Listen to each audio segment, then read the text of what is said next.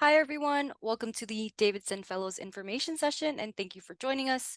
We'll get started with the event right at 4 p.m. Pacific time. If you have any tech questions, please utilize the Q&A function, and I'll answer those privately. Thank you.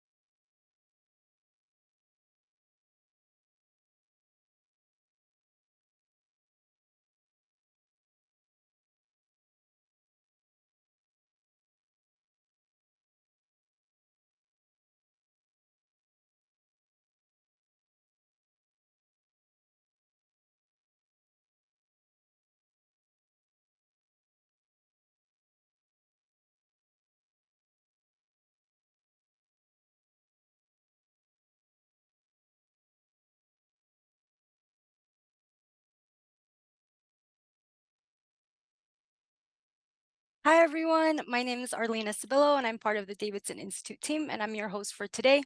We're so excited to be here with you this afternoon. And before we dive into our fellow scholarship information session, I wanted to go over a few housekeeping points so you have an idea of what to expect in this session.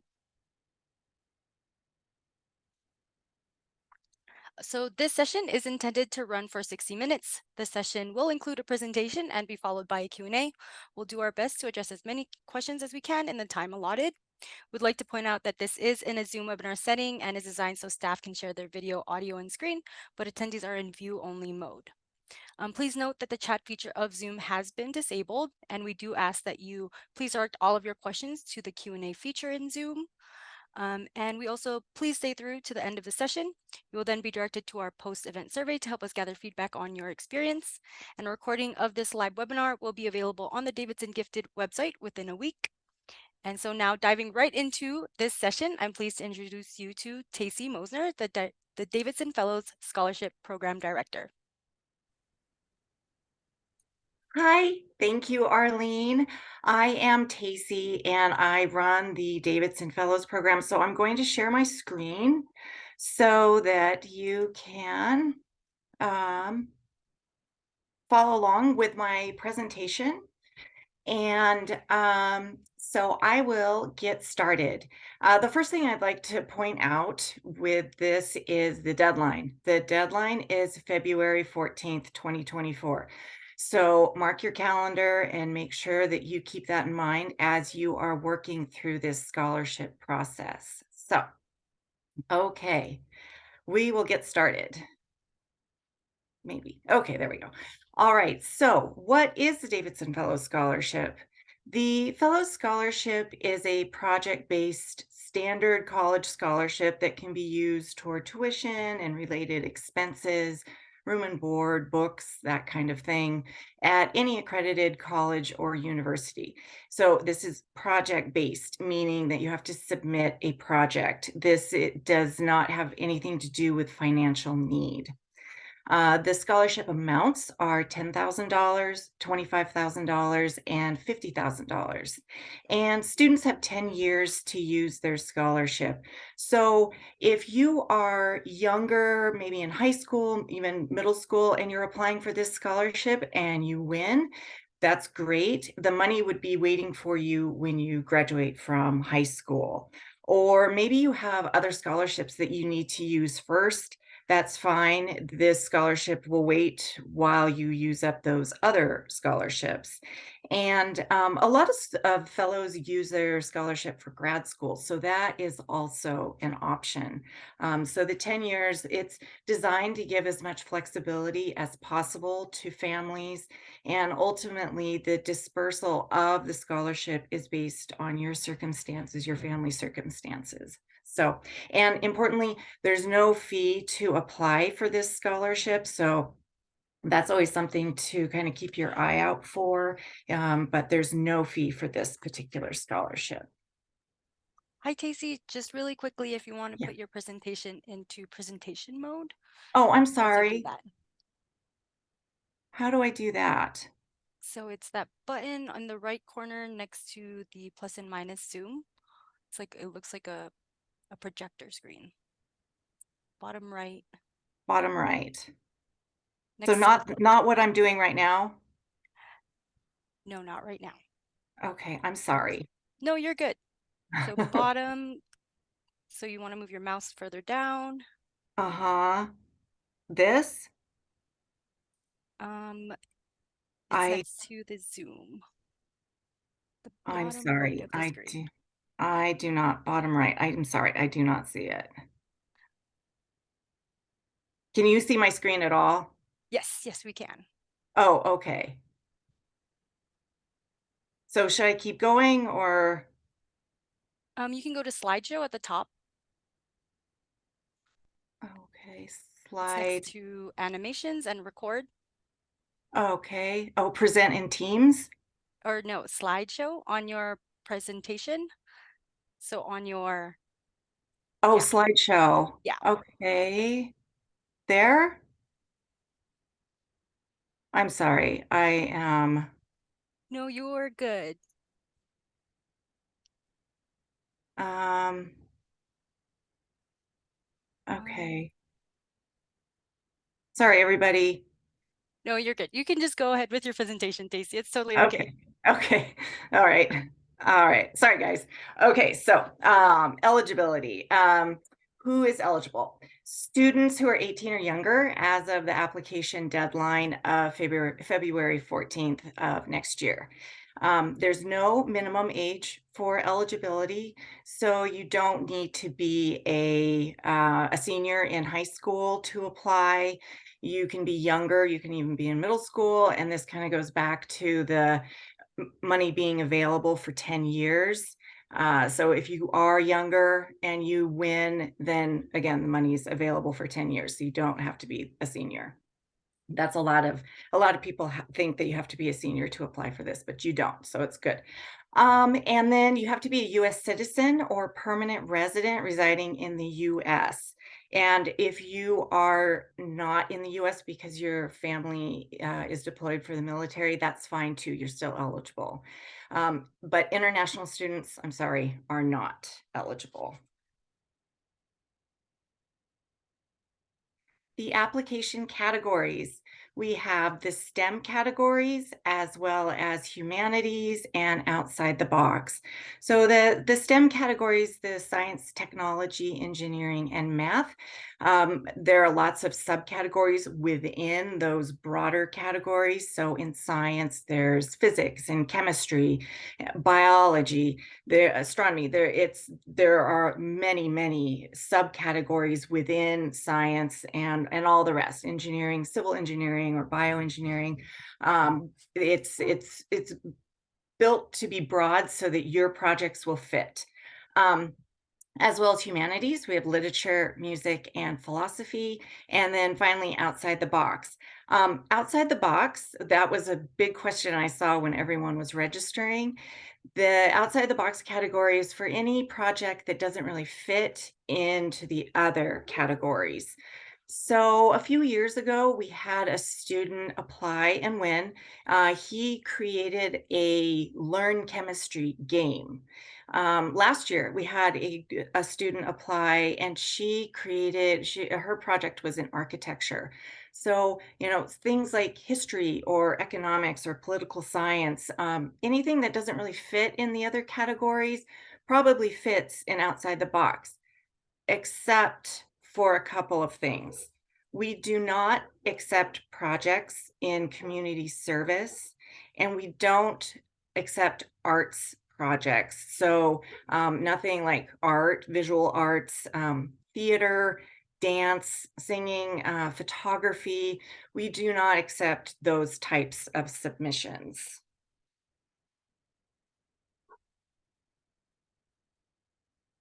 All right, the category requirements. For the STEM categories, they're all the same. So the science, technology, engineering, and math, you would submit a formal research paper. There's no minimum or maximum number of pages. So that's another question I get a lot. It's however long it takes. And a visual model. So the visual model is a visual representation of your work. So it can be photos or graphs or a PowerPoint, whatever visually represents your project. And if you're not sure, this is a great question for your nominators since you've been working with them. They can maybe help you decide, okay, well, maybe photos would be the best. So the visual model can either be incorporated into the formal research paper or can be a separate document. Either way is perfectly fine. And then code. If you are using code in your project, we would like to see that as well. And we would like you to indicate the code that you created, the code you wrote versus the code that you acquired. And then also you can submit supplemental information or documentation. The supplemental information is something that across all the categories can submit. And maybe in STEM, you can discuss future ideas for your project, or you can submit a resume. So anything like that, any other things that you would like the judging panel to know. In humanities, literature, philosophy, and music, you're going to submit a portfolio demonstrating breadth and depth in your particular field. So in music and literature, you are going to submit a portfolio that demonstrates a number of styles. And in philosophy, you will submit a portfolio of 3 to 5 essays demonstrating philosophic thought. And you can also submit any supplemental information that you would like there. And then outside the box, since it is, excuse me, since it is outside the box and we don't really know what's going to come in, it can be either a portfolio or a formal research paper, whatever fits. And if you're not sure, you can ask your nominators or you can absolutely contact me and we can figure it out together.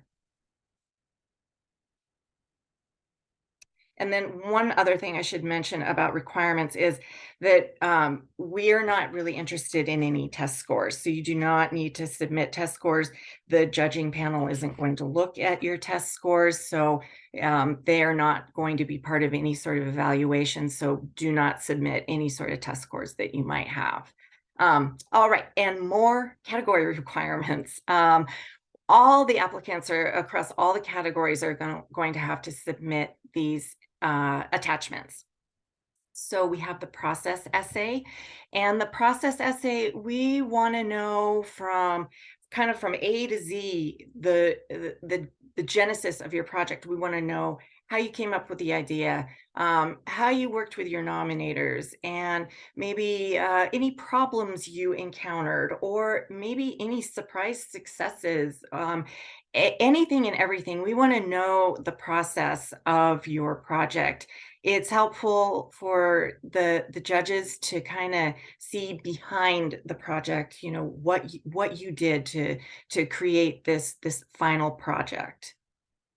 And then the attachment to significance essay in the STEM categories and the reflective essay in the humanities categories. Both of these essays are going to talk about the significance of the work, where you can reflect on how this project is important and meaningful to you. And so this is your chance to kind of talk about how it's important and its social relevance.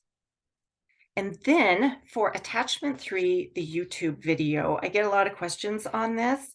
And the YouTube video is where you are going to kind of sum up your project. It's the conclusion. It's the final thing probably that the judges are going to see as they scroll down your application. So it's putting a face with your project. You've created this great project, and now you're going to put a face with it and talk a little bit more about it. You can reiterate any other points that you find are especially important that you really want to draw the judge's attention to. And you can be as creative as you wish, or you can be you can make it sort of, down and dirty and quick. No more than 10 minutes. So it's kind of up to you.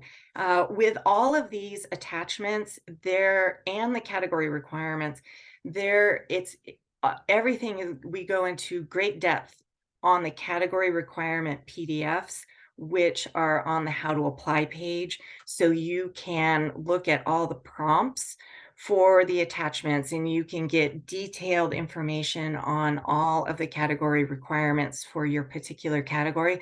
So it's really important to familiarize yourself with everything that you're going to have to submit.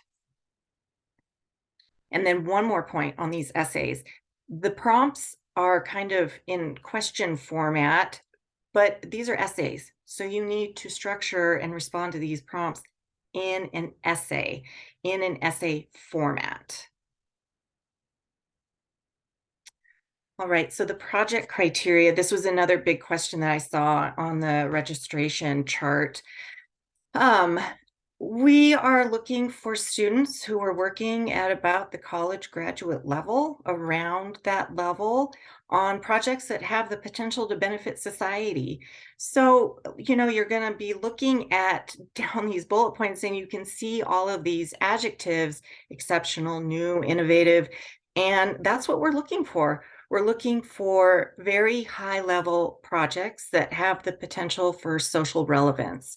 So a good way to see the level of work that we award is to look at the 2023 fellows that are highlighted on the Davidson Fellows website.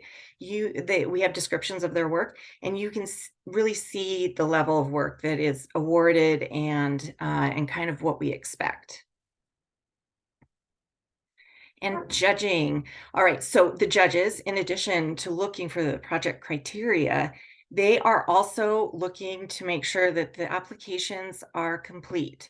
So there's a lot that you need to upload. So you need to make sure your files are labeled and uploaded to the proper spot.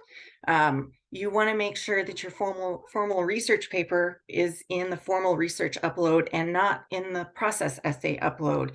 I know it can be a little nerve-wracking, especially with the deadline bearing down, but just slow down and take it easy and upload everything to where it needs to be. Because if you don't have your documents where they need to be, then the judges, it can be confusing to them, as like they start to think that it's an incomplete application. The attachment 3 video. This is important because you need to make sure that the link is viable. The link, don't make it private. Make sure that it's not broken when you upload it. This is something that we give pretty explicit directions on: making your video unlisted, not private. Make sure your video is unlisted. If it's private, we can't view it. And then it could be that the judges view your application as incomplete and rank you lower. Sometimes the judges will let me know that there's a problem with the link, but sometimes they won't. So you want to do your very best to make sure that the link is good to go. So unlisted. And again, the directions for that are in the category requirement PDF for your category. Well, for all the categories. So I think that's about it for judging. The evaluation is based solely on the strength of your project. So 50 points for quality, 30 points for level of significance, and 20 points for depth of knowledge. Okay, guys, nominators. This is a really big one. I get lots of questions about nominators, and so I'm going to spend a little bit of time on it. So sit back because I've got a lot to say. First, 2 nominators are required. It doesn't matter. 2 are required. If you don't have 2, then you're going to be disqualified. So 2 nominators are required no matter what. You want your nominators to be people who are familiar with your project, people who maybe you worked with or maybe observed you working through the whole process. So you want them to be familiar with your project. There is a sample of the nominating form on the How to Apply page.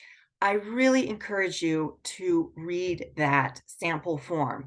It is a direct reflection of the questions that your nominators will have to answer through the application platform. They are the exact same questions. So familiarize yourself with those questions and then think, well, who's going to be the best couple people to answer those questions? And then think to yourself, do I trust them to follow through and complete the form by the deadline? Is this particular person I want to be a nominator super busy? Maybe they're not the best person to be a nominator if they can't get the form in on time. It's really hard when I have to disqualify students who have held up their end of the bargain and they have a nominator flake on them. So you want to make sure that your nominators are people who know your project and will follow through and fill out the form. And what's nice about the application platform is you can kind of monitor them. So if you need to resend the form so that it pops back up at the top of their inbox, you can do that. You can replace a nominator if you are starting to get nervous that someone isn't going to follow through by the deadline. So you can do all of that in the application, and there are little pointers, there are links that give you directions on how to replace a nominator or resend a form. It's really easy to do. Family members may not serve as nominators. So family members cannot be impartial, so they can't be a nominator. But then you say, well, I did my project all by myself in the garage, and only my mom and dad know about this, really. Or I'm homeschooled, and only my parent really knows about this project. Or I only worked with one person. That's totally fine. That's totally fine. But you're still going to have 2 nominators. So what you do is you go back to the How to Apply page and read the nominating form, and then email a couple teachers, professors, maybe professionals in the field, and ask, would you be my nominator? And maybe some will say no, a couple will say yes, and then educate them about your project based on keeping those questions on the nominating form in mind. Like, okay, well, these are the strengths, maybe these are the weaknesses, and educate them about your project. And maybe they won't be able to fill out the form in a bunch of detail like someone who's worked from the very start with you, but that is totally okay. The judging panel is used to seeing students who are working by themselves or maybe with just one person. So that is okay. But you have to tell us that. You have to tell us that in the process essay. Talk to us about how you worked with your nominators, or maybe you really didn't work with them at all. You found a couple of teachers at the local high school and asked them to nominate you, and they did. And now that requirement has been fulfilled for this scholarship. But tell us how you worked with your nominators. So that the judging panel knows that, well, this person did all of this in their garage all by themselves. And so they don't really have nominators who can answer these questions in detail. And that's really okay. Okay, that is enough on the nominators. The application process. The application process will start with you creating an account on the Submittable application platform. We use Submittable. Maybe you already have an account because you've applied for something else using Submittable. So you'll either create an account or you'll log in. And then you will fill out the initial portion of the application, which will include your demographic information and your project category, your project title, and your project brief description or abstract. So, and then you'll submit. And then it takes me 1 to 2 business days to review applications. I try to do it as fast as I can so that you can get on with everything. But it can take 1 to 2 business days. So you'll submit and I'll look at everything. And chances are I'm going to approve your application through to phase 2. But if I have questions, this is when I'm going to start asking you questions. This will be my first interaction with your application. And so if I have questions, this is when you will start to get questions from me. Then you answer my questions and I'll probably approve your application through. And then once you're in part 2, that's when you're going to submit all your stuff, all your category requirements, your essays, your videos. Your parents you're going to send them a parent approval form. And this is when you are going to send your nominators their nominating form. All of this stuff needs to be in by the deadline. Parent forms, category requirements, nominating forms, all of it in by the deadline. And then one note on the parent form, we just need one parent form. Only one is required. Having both is fine, one or both, either way, as long as there's one. All right, timing and what to expect. Right now, you can think of this as your time.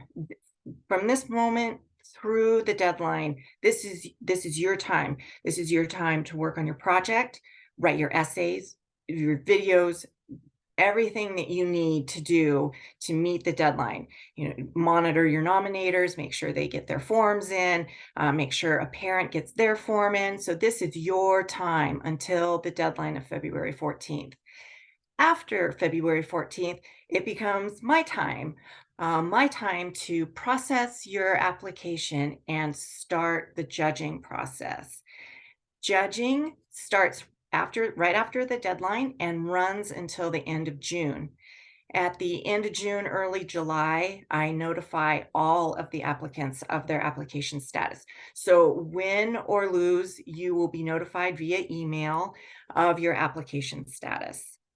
I get this question a lot. How many applicants do you get every year? This program is growing, but last year we had about 650 applicants. There are 20 winners chosen every year, along with 20 honorable mentions. And anyone who is not named a Davidson Fellow is welcome to reapply the following application cycle, provided you're still age eligible. So if you don't win in 2024, but you're still 18 or younger as of mid-February 2025, you are welcome to reapply. Oh, and one note, you might look at our website and say, well, this year you had 21 winners. And yes, we did. But it was a team that won. So there are 20 scholarships available. But this year we did have 21 winners. All right. So teams, like I was just saying, teams may be no more than 2 people. And once a team, always a team. So that means that if you have a team project, but maybe the other teammate doesn't feel like applying, doesn't have time, or maybe doesn't meet the eligibility requirements, you can't apply either because that's still a team project and you cannot take credit for work that you and your teammate did. And if you do, that's academic dishonesty and grounds for disqualification. So once a team, always a team. Both team members must meet the eligibility requirements of being 18 or younger as of the deadline and a U.S. citizen or permanent resident. And the scholarship money is split evenly. Regardless of how the actual work was split, the money is split evenly between the 2 team members, and there are no exceptions to that. As with individual submissions, 2 nominators are required. So it's not 2 nominators per person, it's 2 nominators per project. So individuals and team submissions we just need 2 nominators. And there's no advantage to applying as a team or an individual, it doesn't matter. Okay, what makes a successful applicant? This was another question I saw a lot that people had. Um, and this may seem super obvious. Reading the application, reading the category requirements, reading the how to apply and FAQ pages, read all of that stuff. We try to make everything as easy as possible, but but there it is pretty complicated and there's a lot to submit. So read what you need to do. Make sure you read your category requirements so that you know that you are pursuing the right scholarship. Make sure everything is right for you. And again, read about last year's fellows so that you can see the level of work that we're looking for. Again, choosing reliable nominators. Proofread your submission and double check all your files. So we talked about making sure all your files are in the right spot, but proofread your work. Um, Judges get really annoyed when this is a big scholarship and it's a sloppy paper. If there's spelling errors or grammatical errors, they get really annoyed and you'll be ranked much lower because you didn't take the time to proofread your work. Have a friend do it, your mom or sister do it, whatever. It's hard to see errors when you have been living in this paper for weeks and it's hard to see things, but so have someone else proofread your work and they can spot errors that maybe you would gloss over. Check your email. All my communication with you, unless you call me and I call you back, but most of my communication with you will be via email. If I have questions about your application, or if a judge has questions about your application, it's going to come by email. Notification of your application status will be by email. So check your email often. Don't self-plagiarize. So if you've been published somewhere and you're reusing that work to apply for the Fellows Scholarship, then you need to cite that on the title page of your paper or your portfolio so that the judges know that you are reusing the work. So you can say it was published in such and such journal and you're citing it so that the judges are aware that you're reusing that work and not self-plagiarizing. And of course, don't leave everything to the last minute. There's so much that you need to submit and you need to make sure everything's proofread. Don't do that to yourself. It's going to stress you out and you just it's not worth it. So start little by little. It's November, you've got lots of time, you can get things done. So don't leave it until a couple days before the deadline. You'll hate yourself. But do contact me with questions. That's what I am here for. It's my favorite part of my job. I love talking to students and helping them through the application process. And any scholarship that you are applying for, you contact the administrator if you have questions. That is what we're all here for, to help you be a successful applicant. And here's my contact information. I have a couple of email addresses, and that's my phone number. Again, anytime. Just let me know if you have any questions about the process. There's no question too big or too small. I am happy to help you work through the process. And lastly, thanks for coming. I hope that this answered some questions. But if anything else is kind of hanging out there, we will address some questions in a minute. And again, the deadline is February 14th, 2024 at 11:59 p.m. Pacific time. So I'm going to go back to my contact information and so you can take a picture of that. But I think that we can go and have any questions that have come up. Yeah, thank you, Tacy, for the presentation. We now have time to answer some questions from our audience. If the audience has any questions, please feel free to type them into the Q&A section, and we'll do everything we can to answer as many questions submitted. And Tacy, the first question is actually about a U.S. citizen studying abroad, and they're asking if there's been any applications submitted from a U.S. citizen studying abroad and how that process might look like. So if you're studying abroad, you are just gone for maybe a semester, a year, a summer. So you still have a US address. So just use your US address because you will be coming back. So just use your US address to fill out the application, and that's fine.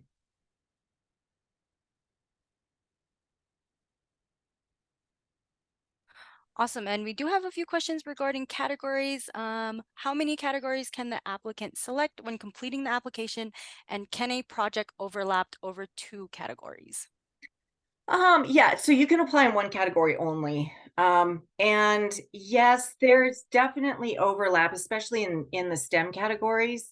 Um, and really the categories are there, they're most helpful for me. I use how how students designate their category to kind of lump them in when I start the judging process. So if I see someone's applied in science and then the subcategory maybe is biology, then I'm gonna put them in that pile. But if you kind of straddle to maybe biochemistry or something like that, then that's fine. I have a lot of judges who are used to seeing these projects that kind of go across a couple of subcategories, but you can't apply in science and music or anything like that. So you can just apply in one category, but if it kind of straddles a couple of categories within subcategories, that's okay. Awesome. And the next question is the scholarship renewable? No, no, too bad. It's not. It's available for 10 years, so you can disperse it as you need. So maybe you need $2,500 your fall semester of your freshman year, but then you don't need it again until your spring semester of your junior year. That's okay, but it's not renewable. It's not as if you get $50,000 every year. Awesome. And the next one is for the music category. If students enter as a two-person team, do all pieces require them to be performed by two of them together? Yes. In music, yeah. So for teams, if you they it needs to be um well, I don't know. I haven't had a lot of teams apply in music. In fact, I haven't had any, maybe a couple of composers. So if there are musicians applying, yes, they really need to both be in do the submission together, demonstrate their breadth and depth as musicians together. They also need, any teams also need to be in the attachment 3 video together. They both need to be participatory and together in the video. So yes, for music, yeah, they would need to be both in playing in all for all the requirements. Awesome. And just going off of the music application, how long does the essay normally have to be? And also for the recording of the video, does it need to be a studio recording or a video of a live recital? Is that okay? The essays, however long it takes, and there's no minimum or maximum. And then for the videos, a home recording is fine. You don't need to rent a recording studio. You can do it in your living room. That's perfectly fine. It doesn't all need to be done in one take. You can have separate takes, and then you'll need to kind of stitch them together to upload them as one video. And then, I'm sorry, what was the one about the live performance? That was just the question if it had to be the recording was a live performance or if it had to be recorded in a studio. Oh, okay. So, well, kind of both. So you need component one is your audition format where you're kind of demonstrating your breadth and depth. And then your a component two is a live performance in front of an audience. So you need both. Awesome. And the next question is about world history. Would history research projects be considered appropriate for out of the box category? Yes, but not a report. Um, we don't really need a report on things that happened. So if you are doing research and you have come to different conclusions or you have discovered something new, that is great. And you should definitely apply an outside the box. But if you are just reporting, doing maybe a literature review on World War II, that's not what this scholarship really is about. We're looking for new things, innovative thought, and not really a literature review and reporting on what other people have researched. Awesome. And the next question is, how many scholarships will be selected per category? It just depends. It depends. The STEM categories are monster categories. They're huge. So they kind of dominate. There are a lot of applicants in the STEM categories, but it's just based on what the judges recommend. So, not every year is there an outside the box winner. Not every year are there maybe a lot of technology winners. It just depends on the strengths of that particular category that particular year. So sometimes maybe sometimes there's the literature maybe is a little bit a weaker submission pool, and so there aren't very many lit winners, or so it just depends. There are not a number of preset scholarships per category. Awesome. And next question, if the applicant is doing a research project that they completed independently, but is part of a larger scale project associated with the university, can that be submitted? Probably. Is Are there results? Is it advancing that larger scale project? Is it kind of an integral piece to that larger scale project and advancing what is known? If so, yes, yes. If you are just looking at a bunch of stuff under a microscope and reporting back what you see, maybe not so much yet.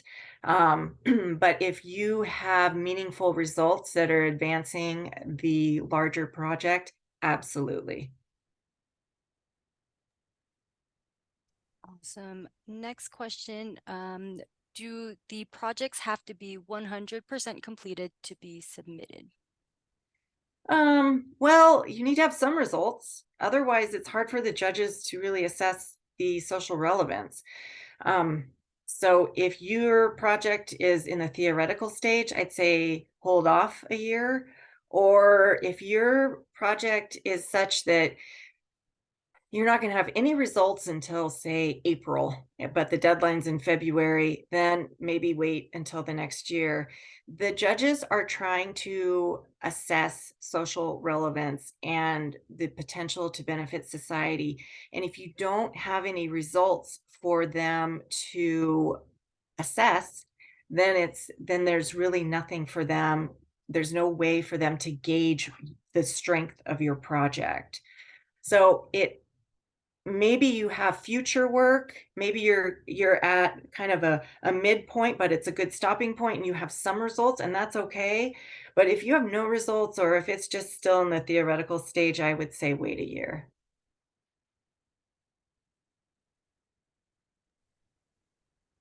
Awesome. So for the out of the box category, how would one show proof of completing significant piece of work when in the category of gaming? Gaming, so like what kind of game? Like you're playing games or you've created a game? If you've created a game, um, then well, I guess you would have to play it, and, um, I don't know, that would be I would need more information. So, that person, if you wanna email me or call me, and tell me more, give me more detail about the what you mean by gaming, that would be helpful because I'm not really sure exactly what you mean. Awesome. Okay. Next, does the project have to be research based or can it be something like a startup? Business pursuits, entrepreneurial stuff, not so much. No, no. So a startup is that there are other scholarships for things like that. This is more of an academic based scholarship. So business pursuits are not eligible. Awesome. Next question. Can participants submit a research paper that was published at a U.S. university journal last fall? Yes. Yes, that's fine. You want your research, what you submit for fellows to be fairly recent, especially in the STEM categories. So yes, something that was submitted, I'm thinking fall of 2022. Yes, that's fine. And then you would include, if you've continued on with that project and beyond what was published, then you would include that in the supplemental information. But yes, you can include that, but you need to cite that it was published, when it was published, where it was published on the title page, so the judges know that you are reusing that work. Awesome. If a participant applies in the science category and submits a formal research paper, does the idea for the research have to be original? Um, well, yes. Originally their idea, or are you working on maybe your principal investigator's idea? That's okay. It can be their idea and you're working on a portion of it, or your idea, your original idea. So that's fine. But yes, it has to be original. It can't be an idea that someone had and someone has already researched. So the the idea can be someone else's, and then maybe you are tasked with doing portions of the research, or it can be yours. But if it's something that's already been done, then that's essentially a literature review, and we're not really interested in that. So next question, would you be able to submit personal essays as supplemental information material? Um, Personal essays, well, in the literature category, um, you can submit a personal essay as part of the nonfiction genre in literature. Um, you could that the personal essays are eligible there. I guess it would depend on what category you're applying in and what you're covering. Um, a personal essay in say science or in the STEM categories is doesn't really have a lot of relevance to what the judges are reviewing, and it won't be part of their evaluation. Um, if you're maybe talking about any sort of personal circumstances that you've had to overcome, I'm not sure, but it is submissible in the literature category, as nonfiction. Awesome. Can the topic animal science studies work as a submission for the scholarship? Well, we don't allow projects that involve human subjects or live vertebrates or invertebrates. If you are doing animal studies and it's strictly observational, you are not interacting with the organism at all, then it could be eligible. If you are interacting with the organism in any way, it is not. So animal studies are typically not eligible, unless they are strictly observational. And that includes, you cannot move the organism from their natural habitat to a lab, can't do anything like that and observe them in a lab. That is not strictly observational. If you're if you're going out to a forest and watching some birds every day and observing them that way and not interacting with them at all, that might be eligible. But for something like that, contact me and let me know what the details are, and then I can let you know specifically whether or not your project is eligible. Awesome. Can you please give an example of the type of work you see in the philosophy category? Well, we don't get a lot of philosophy um, projects, applications. Philosophy, I think, is the hardest category because it's just hard. It's not really taught a lot in high school, and so, but as long as you stick to the requirements of formal philosophic thought, 3 to 5 essays, and you are it would probably be really helpful to be working with a philosophy teacher or philosophy professor, then that is what is eligible. Um, an example of what I typically see, though, is, pardon my term, but kind of navel gazing. They're just sort of talking, but not it's not formal, and they don't really get anywhere. So philosophy is really hard. We haven't had a philosophy winner in a while. But if you look at the category requirements, and if you have a couple of good people you're working with, and definitely contact me if you have questions. But you'll be fine, and you will meet the requirements. So that's the the examples that I can give really aren't very helpful, but if you stick to the requirements and are working at a high level, then that's what you should submit. Next question, if I have an invention that is a web app that has the potential to be a business pursuit, but also to benefit society with great social relevance, will that be considered? Um, Maybe it would depend. With apps, it's kind of hard. Um, you definitely need to demonstrate the social relevance. Um, the coding and the technology behind it may or may not be very complex, but if it's a really good idea, if it's a new app that does whatever, and it really has potential to benefit society, then yes, we would absolutely be interested in having you apply. And then you can say that you're pursuing a business license or a startup or whatever you're going to do with it in the business realm, but that is not something that the judges will take into account. They're going to look at just the strength of the app and does it do what you say it does. So yes, yeah, and we're getting lots of applications. So definitely apply. And if you're not still not sure, if I'm not giving enough detail, let me know. With all of these questions about kind of specific category questions and your project, just let me know, because I always have these follow-up questions. Well, are you doing this or that? And so let me, we can talk on the phone or you can email me. Awesome. So this question is, does this scholarship work for every major and does it work for every college in America?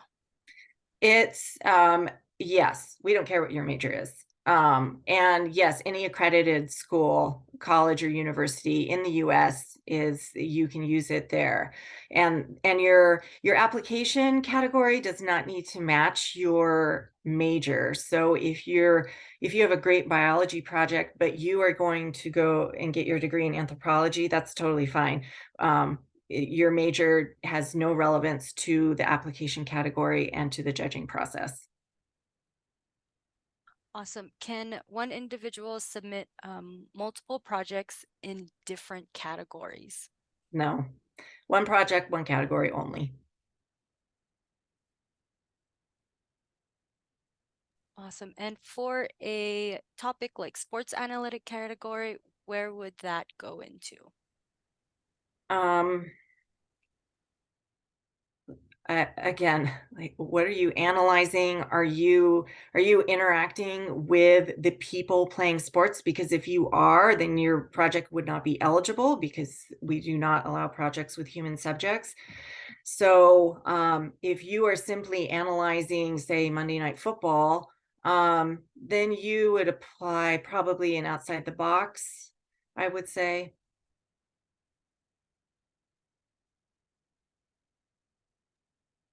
Will all of the projects be confidential?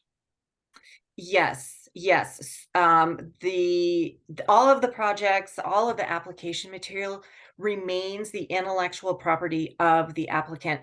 So when I direct people to the fellows website and tell them to look at the what the past fellows have submitted, it's only a description of their work. It's something that we staff write as a description of their work. We never publish the actual application material because it is your intellectual property and it is yours to do with it what you will. But we will never publish it. Awesome. Can a project be submitted elsewhere at the same time while also be submitted for this scholarship? Definitely, definitely. Yes, apply for but college is expensive. Apply for as many scholarships as you can. If you have a STEM project and you're also applying for ISAF or stuff like that, yes, you can apply for fellows at the same time for sure. Awesome. So with regard to STEM, if the participants cannot disclose certain data due to non-disclosure agreements and such, how is that addressed in the scholarship? Well, is it going to make it hard for the judging panel to assess the strength of the application if you are not disclosing a bunch of data? If so, then maybe you don't apply for this scholarship.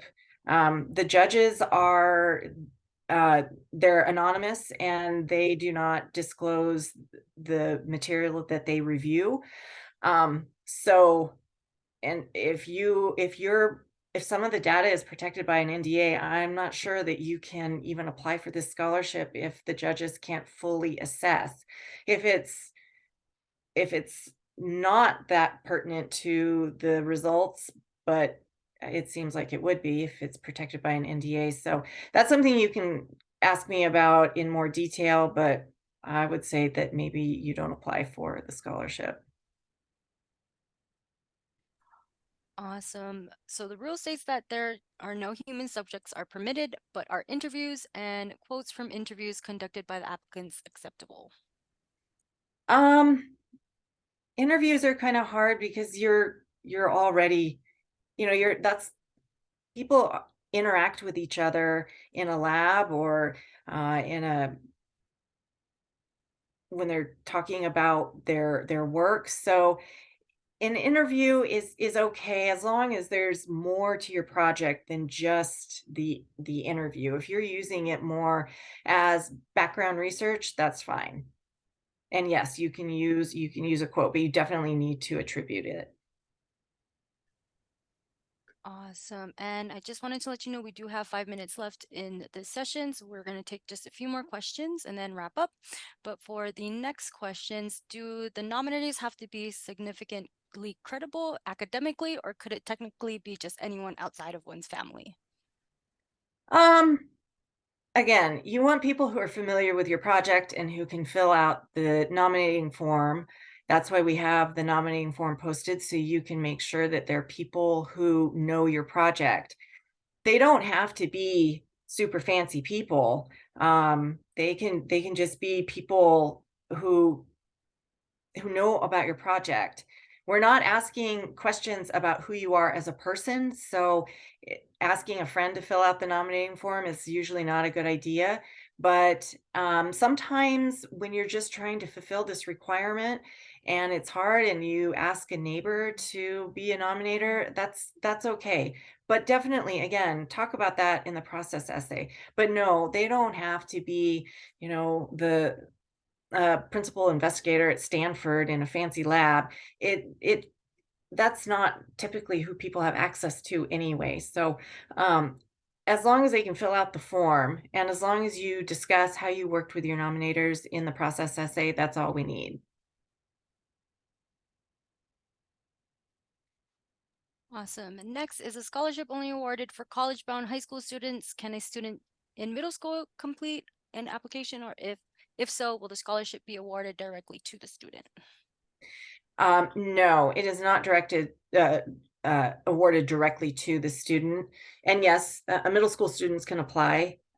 There's no minimum age to apply, and the money is available for 10 years, but it is to be used for educational purposes. So to disperse the scholarship, you either need to The money is either paid directly to the school and you submit invoices to us, or you provide receipts saying that you paid this much in tuition and then you're reimbursed. But you're not just given a check for $50,000. It is can only be used for school expenses, and then you also have to submit your transcripts and stuff like that. So this is all per the IRS. It's very strict how the scholarship is dispersed.